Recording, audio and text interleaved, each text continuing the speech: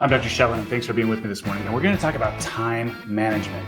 We live in a three-dimensional world, but there's a fourth dimension we rarely talk about, and that's our time. And if we manage our time better, we are maximizing our benefit on the short time we have on planet Earth. So I want to share with you a tool that I organized for you called a time organizer. Simple, right? When we look at this, it's pretty powerful in that it shows how we all have the same 160 hours per week. It doesn't matter if you're a mom, dad, CEO, kid going to school in junior high. We all have the same 168 hours per week. How do we utilize that time? Now look here. If we look at sleep, the average person sleeps 56 hours per week. That's that 8 hours per day times 7 days. Kids, they're growing exponentially. They usually need a little more sleep. However, once we're adults, once we're in our 20s, we only need, research shows, 5 to 7 hours of sleep. What we need is quality sleep, REM sleep, which we get the best REM sleep from 10 to midnight. So I'm going to tell you, if you're an adult and you're waking up early or earlier than you've been doing to implement this stuff to the maximum and having a power hour in the morning where you're meditating, maybe prayer, exercise, some self-help study like scripture or a good self-help book. This helps turbo boost your day. And if you're doing that day after day, it's turbo boosting your week, your month, your year to just have a more excellent life. So look at this. If the average person is sleeping 56 hours and maybe hardly exercising at all, they're going to work 40 hours a week, they're spending some family time. This isn't bad, but the goal is to look at this and go, how many hours am I actually using per week and what is left over? All of us, no matter how organized we are going to find we have time left over. There's an amazing short video out there that shows if we're trying to put our piddly little things of our day, our games, not that hobbies and games aren't important, but they just need to be managed in proper time. But if we're doing adjunct things that just aren't so important, sitting around watching TV, that's like the sand. If we put that in first and then try to put in our important things, there's no room in the container.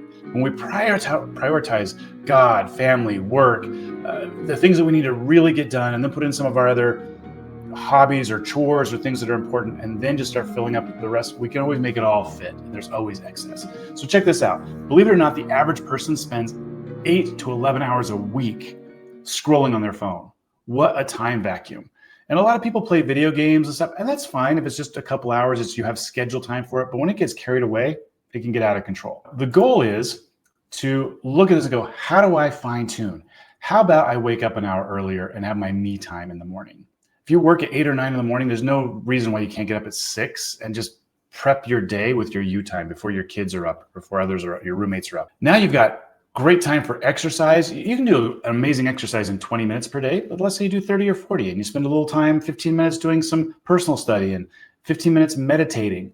And it takes only a few seconds to say a nice prayer or to do some positive affirmations. Wow, you're walking out the door with so much more energy. You feel like you've already lived a day's worth of good productivity, and the day's just beginning when you're walking out the door to go to work. And if you're exchanging your skills for income rather than time for money, if you're over there, you show up at work and you're just kind of dragging your butt and you're tired and you have to have a coffee break and then you do some stuff and then, I need another coffee break or a smoke break. You're not being productive through the day. But if you can show up, boots on ground, knock it out, get your work done and get out, maybe you're working less time through the day, again, opening up more time for you to do other things you want to do because you were productive, game on, focused at work. That is when it starts getting exciting, when we can focus our time like this. I hope you can spend good quality time with church service or community service or time with your friends. That is valuable if it's not just wasted time sitting around, cracking jokes and not building healthy relationships. You want to be building healthy relationships and supporting each other. So a great tool to help maximize your time. And just to show a bad example, and I'm not picking on teens and 20s, well, maybe a little bit, but typically they're way sleeping too much. And too much sleep and not enough sleep are both bad. If we're not getting enough REM sleep, we just can't function at our best. So we want to be going to bed. We want to get as much sleep as we can between 10 and midnight. Wake up early, start that day off with exercise. When you wake up early and exercise in a fasting state, you're actually 3x more productive in burning fat and producing human growth hormone. Now, too much sleep, we're laying around. Motion is life. If we're not moving our joints and our muscles, we're not helping our body stay young by keeping it active. When we're not moving, that's when we're developing arthritis. That's when muscles are atrophying, including our heart. It's not getting a good workout. We've got to be moving. So too much sleep is not good.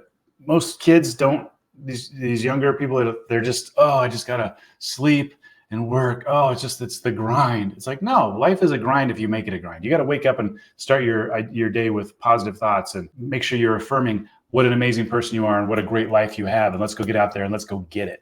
If they're only working 25, 30 hours a week, you can't get ahead in this life working in your 20s and 30s, working less than 40, 50 hours a week. You've just got to be putting in the time to get the skills. So later in life, you can exchange skills for money rather than time for money. So a lot of times they're just spending so much time on the TV or video games and sleeping and so little work. They'll still fill up their whole time. Their week goes by and it gets full, but it's all of the sand. It's not the rocks and the pebbles that we need to do. I'm going to encourage you to really take a look at this, play with it. This is calculable. I have it on the website where you can change your numbers and see how you're doing through the week and how you can do better. Good luck.